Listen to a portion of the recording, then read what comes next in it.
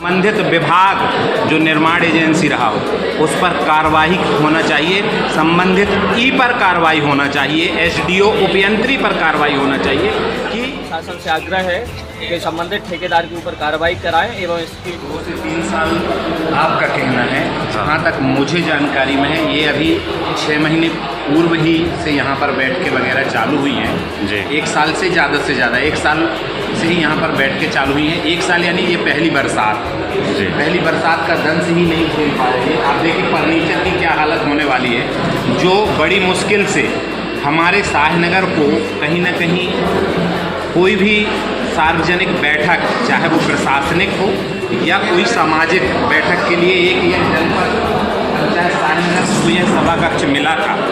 यह शाहनगर के लिए एक बहुत बड़ी जो है बहुत बड़ा उपहार था। आज आप देखेंगे कि अगर यह ऐसी बिल्डिंगें, शासन का बजट आएगा और 1 करोड़ रुपए की बिल्डिंग 1 साल 2 साल 3 साल में ही जो है इस स्थिति पर पहुंच जाएगी, जर्जर हो जाएगी। आज जो ठेकेदार विधानसभा में जिले स्तर पर जो 30 से 40% बिल्डिंगों के काम बिलो में लेकर और काम कर रहे हैं और घटिया काम कर रहे हैं, कहीं ना कहीं यह विचार करने योग्य है। देश के स्वर्णिम भविष्य को अंधकार में डालने वाले ऐसे लोगों पर कार्रवाई होनी चाहिए, वसूली होनी चाहिए। बिल्डिंग कम से कम 50 वर्ष के लिए होती है।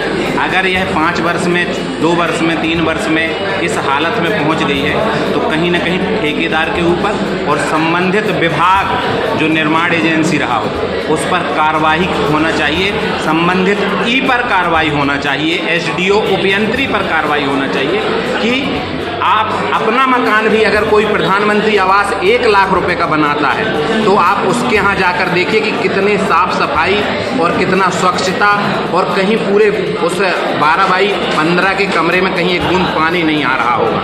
अब ये 70 से 80 लाख रुपए की बिल्डिंग, फर्नीचर पूरा लकड़ी का है। ये आप उधर कैमरा करिए, आप देखिए ये पूरे फर्नीचर पे पन्नी डली हुई है, फ्लैक्स डले हुए हैं। इसको क्यों ढका गया है? ये क्योंकि ऊपर से पानी आ रहा है। नीचे ये जो लाइट फिटिंग है ये अभी ही खराब हो चुकी है, फॉल्ट हो चुकी है। नीचे पानी, ये नीचे आप देखिए नीचे की हालत। ये सभा कक्ष है। तो यह एक इस बिल्डिंग की बस स्थिति नहीं है। पिछले 5 से 7 वर्षों में पवई विधानसभा में जो भी कार्य हुए हैं, चाहे वह पंचायतों के हों, चाहे वह विभागीय हों, चाहे वह किसी भी निधि के हों, उन पर जांच का विषय है।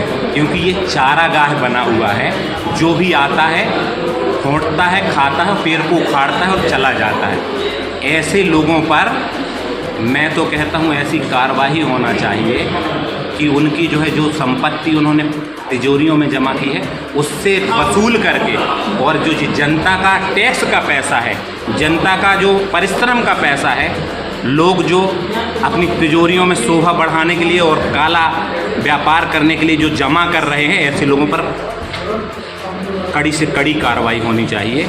यह जो है मैं योगेंद्र चौबे, शाहनगर निवासी, पिपरिया जोशी निवासी, यह जो है आपके माध्यम से, आपके मीडिया के माध्यम से यह मांग करता हूँ। धन्यवाद।